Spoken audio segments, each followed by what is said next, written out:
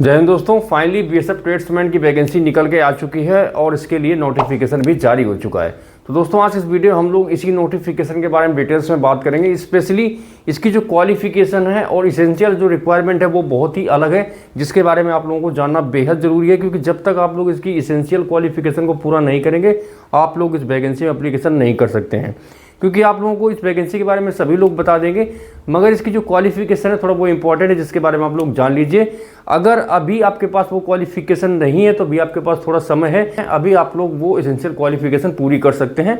ठीक है, तो मैं आपको सारी चीज़ें बता देता हूँ, एक बार आप समझ लीजिए। ठीक है, उसके बाद आप लोग इस वैकेंसी के लिए अपने डॉक्यूमेंट्स रेडी कर लीजिए, क्योंकि डॉक्यूमेंट्स के अभाव में आप कहीं इस वैकेंसी में एप्लीकेशन ना कर पाएँ, कहीं ये आपके साथ ना हो। क्योंकि लास्ट बार ऐसा हुआ था कि कई लड़के ज्वाइनिंग के बाद इस वैकेंसी में आउट हो गए।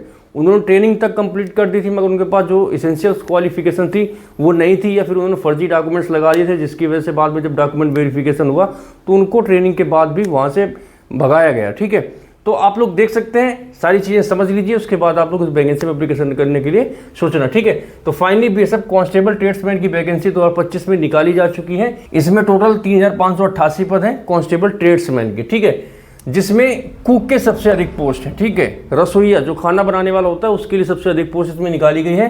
1462 पद हैं पुरुष अभ्यर्थियों के लिए और 82 पद हैं इसमें फीमेल्स के लिए। ठीक है, वाटर कैरियर के 699 पद पुरुषों के लिए, 38 पद हैं इसमें फीमेल्स के लिए। ठीक है, वेटर के 13 पद हैं केवल पुरुषों के लिए, वाशरमैन के 320 पद हैं पुरुष के लिए और 17 पद हैं इसमें फीमेल्स के लिए, बार्बर के 115 पद हैं केवल पुरुषों के लिए, स्वीपर के 652 पद मेल के लिए और 35 पद इसमें फीमेल्स के लिए। ठीक है, टेलर के 18 पुरुष के लिए और 1 फीमेल के लिए, कॉबलर 65 पद है इसमें पुरुष के लिए और 2 पद हैं फीमेल्स के लिए, कारपेंटर के 38 पद हैं पुरुष के लिए और 1 पद है महिला के लिए, प्लम्बर के 10 पद हैं केवल पुरुषों के लिए, पेंटर के 5 पद हैं केवल पुरुषों के लिए, इलेक्ट्रीशियन के 4 पद हैं केवल पुरुषों के लिए, जिसमें टोटल 3406 पोस्ट हैं पुरुष अभ्यर्थियों के लिए और 182 पोस्ट है इसमें फीमेल मतलब महिला अभ्यर्थियों के लिए। टोटल इसमें 182 पद हैं।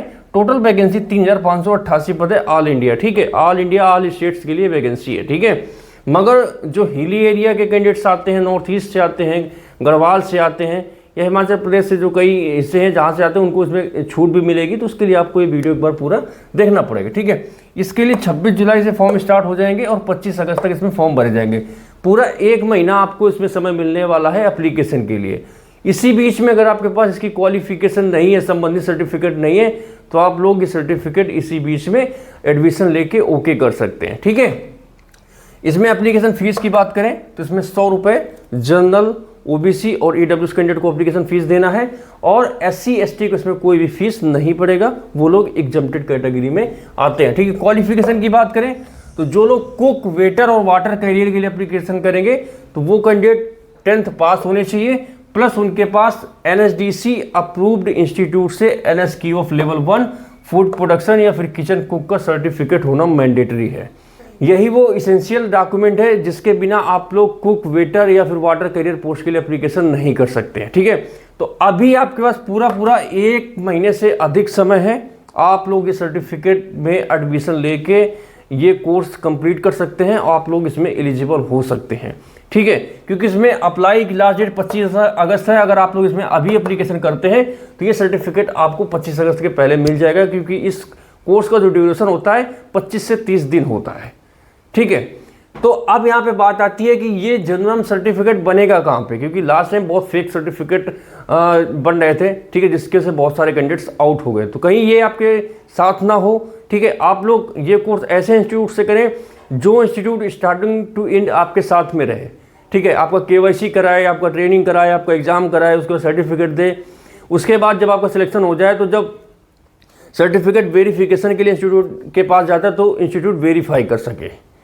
ठीक है, क्योंकि आजकल यूट्यूब पर से बहुत से लोग आ गए हैं जो सर्टिफिकेट के लिए बहुत प्रचार कर रहे हैं, आप यहाँ से ले लो, वहाँ से ले लो, और आप लोग उनके कहने पे आके सर्टिफिकेट या कोर्स कर लेते हैं वहाँ से। ठीक है, मगर बाद में फिर आप लोगों के साथ दिक्कत हो जाती है, क्योंकि जैसे उनको आपने कोर्स कराया, एडमिशन कराया, पैसा दिया, उसके बाद सर्टिफिकेट आपको मिल जाता है, फिर बाद में चीज़ें आपके साथ सही नहीं हो पाती। इसलिए आप लोग ऐसे इंस्टीट्यूट से करें जहाँ पे सारी चीज़ें आपके साथ बिल्कुल अच्छी तरीके से, पॉजिटिव तरीके से और रियल तरीके से हो सके। ठीक है, अगर आप चाहते हैं मैं आपको कोई इंस्टीट्यूट रिकमेंड करूँ तो ये आप देख सकते हैं, ये इंस्टीट्यूट है। ठीक है। यहाँ से ऑल इंडिया से सभी स्टेट के सभी कैंडिडेट्स ये कोर्सेज करते हैं, हर महीने यहाँ पे बैचेस चलते हैं। पर्सनली मैंने इस इंस्टीट्यूट से खुद वेरिफिकेशन किया है। यहाँ पे ट्रस्टेड इंस्टीट्यूट है, NSDC अप्रूव्ड है। आप इसको NSDC में चेक कर सकते हैं, NSDC की वेबसाइट में चेक कर सकते हैं, या फिर इसके जितने भी सर्टिफिकेट आएंगे आपको इसकी डिजी लॉकर में चेक करेंगे तो वहाँ पे आपको दिखेगा। NSDC की वेबसाइट में जाएंगे तो वहाँ पे दिखेगा। ठीक है, हर जगह आपको सर्टिफिकेट दिखेंगे। ठीक है, और ये इंस्टीट्यूट की खासियत ये है कि अगर आपको सिलेक्शन होता है, आपका जो वेरिफिकेशन आता है, तो ये इंस्टीट्यूट उसको बहुत ही अच्छी तरीके से वेरीफाइड करता है, जो कि आप लोगों के लिए बहुत ही अच्छा होता है। ठीक है, तो आप लोग अगर यहाँ से कोर्स करना चाहते हैं तो आप दिए गए नंबर पर कॉन्टैक्ट कर सकते हैं। अपनी डिटेल भेज के इसमें एडमिशन लीजिए, ट्रेनिंग कंप्लीट कीजिए, उसके बाद एग्जाम दीजिए और सर्टिफिकेट आपको इसमें इशू हो जाएगा। ठीक है, इसमें फॉर्म अप्लाई डेट के पहले पहले आपको सर्टिफिकेट मिल जाएगा। तो अभी आपके पास समय, आप लोग देख सकते हैं। अगर आपको सर्टिफिकेट की रिक्वायरमेंट है तो इस नंबर पे आप कांटेक्ट कर सकते हैं। ठीक है, कारपेंटर, प्लम्बर, पेंटर, इलेक्ट्रीशियन और पंप ऑपरेटर या फिर आप होस्टर के लिए आप इसमें एप्लीकेशन करते हैं तो आपके पास 2 इयर्स का ITI होना चाहिए रिलेटेड ट्रेड से, या फिर इसमें 1 साल का आपके पास सर्टिफिकेट होना चाहिए ITI से। ठीक है, गवर्नमेंट एफिलिएटेड वोकेशनल इंस्टीट्यूट से आपके पास 1 साल का एक्सपीरियंस होना चाहिए। ठीक है, तो आप लोग इसमें कारपेंटर, प्लम्बर, पेंटर, इलेक्ट्रीशियन या पंप ऑपरेटर या फिर आप होस्टर के लिए एप्लीकेशन कर सकते हैं। ठीक है, इसके अलावा जो लोग cobbler, tailor, washerman, barber, sweeper या फिर खोजी पोस्ट के लिए एप्लीकेशन करना चाहते हैं, वो लोग 10वीं पास हों और उनको प्रोफिशेंसी होना चाहिए। आप जिस टेस्ट में जिस आप ट्रेड में एप्लीकेशन कर रहे हैं, जैसे कि आप स्वीपर पोस्ट में एप्लीकेशन कर रहे हैं तो इसमें आपको प्रोफिशेंसी होना चाहिए, आपको काम आना चाहिए। ठीक है, तो मैं आपको यहाँ पे रिकमेंड ये करूँगा कि आप इसमें से अगर जैसे cobbler, tailor, washerman, barber, sweeper इन पोस्ट के लिए एप्लीकेशन कर रहे हैं तो ये प्रोफिशेंसी आपकी वैसे तो चेक हो जाएगी, आप जब काम करके दिखा देंगे तो वो ठीक रहेगा। मगर कई बार जब चीज़ें आपके पास रिटर्न में होती है, कोई सर्टिफिकेट होता है, तो वहाँ पर आपके लिए वैल्यू ज़्यादा बढ़ जाती है। तो आप कोशिश करें कि स्किल इंडिया से आप लोग ये भी सर्टिफिकेट अगर ले लें तो आप लोगों के लिए ज़्यादा आसानी रहेगी, ये बहुत अच्छा रहेगा।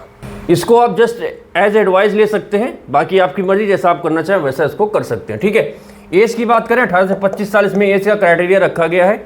ठीक है, और इसमें आपकी एज की जो गणना है क्लोजिंग डेट ऑफ एप्लीकेशन, जिस दिन लास्ट डे है एप्लीकेशन का उस दिन तक की जाएगी। मतलब 25 अगस्त तक आपकी एज 18 से 25 साल के बीच में होनी चाहिए अगर आप जनरल कैटेगरी से आते हैं तो।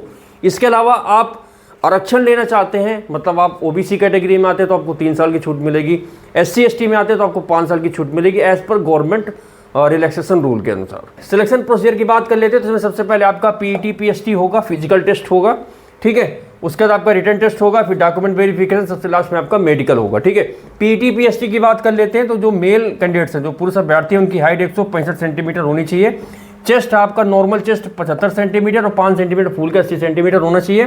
फीमेल्स की जो हाइट है 156 सेंटीमीटर होनी चाहिए, चेस्ट इसमें लागू नहीं होता। ठीक है, इसके अलावा जो नॉर्थ ईस्ट के कैंडिडेट आते हैं या फिर ST कैटेगरी से आते हैं तो उनको 5 सेंटीमीटर की हाइट में छूट मिलेगी, तो उनकी हाइट 160 सेंटीमीटर होनी चाहिए पुरुष अभ्यर्थियों में। इनका सीना 75 से 80 सेंटीमीटर होना चाहिए नॉर्मल। ठीक है, और जो ST की फीमेल रहेंगी उनकी हाइट 148 सेंटीमीटर होनी चाहिए।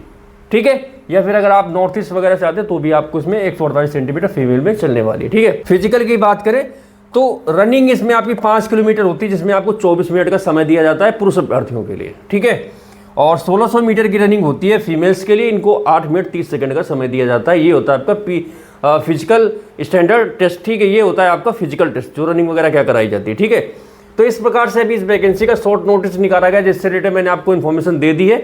बाकी जब 1-2 दिन में इसका फुल नोटिफिकेशन आएगा तो मैं एक बार इसका एग्जाम पैटर्न सिलेबस के साथ आपको एक बार फिर से मिलूंगा।